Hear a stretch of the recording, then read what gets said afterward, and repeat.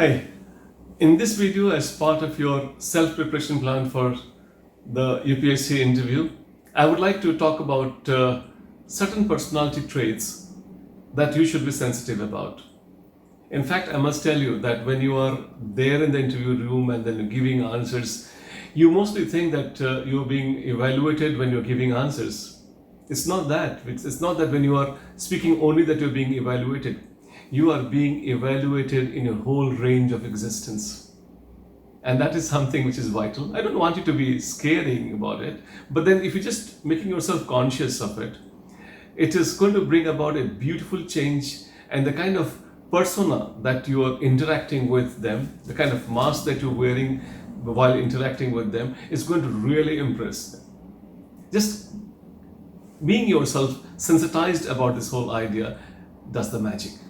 In fact, I would like to talk about the 4 pillars of your personality that you should be sensitive about. First thing, root sensitivity.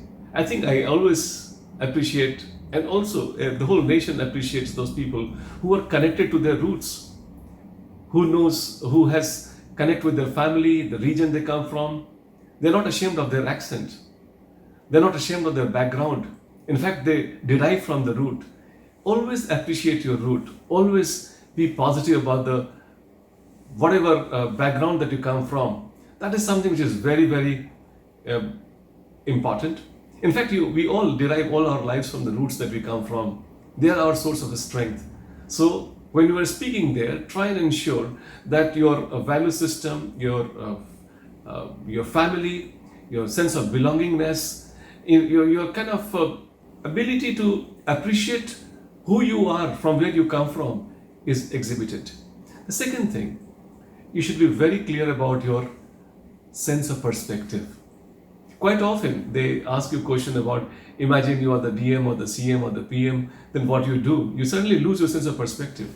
Remember from where you are speaking, and that is going to be extremely vital.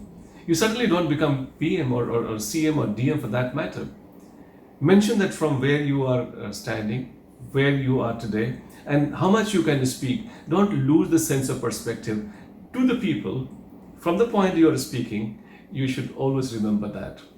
The third thing which I would like you to keep in mind is information based. A lot of people only are worried about this aspect of the personality, but this is probably at best 1/4 the total part of your existence. Personality test is not about information test that UPSC specifically mentions in the Gazette. And as such, the questions are not marked. How you react when you're not able to answer? Well, that can be something which is what you're being assessed for. Quite often they may ask the question knowing very well you do not know it, just to see as to how you react.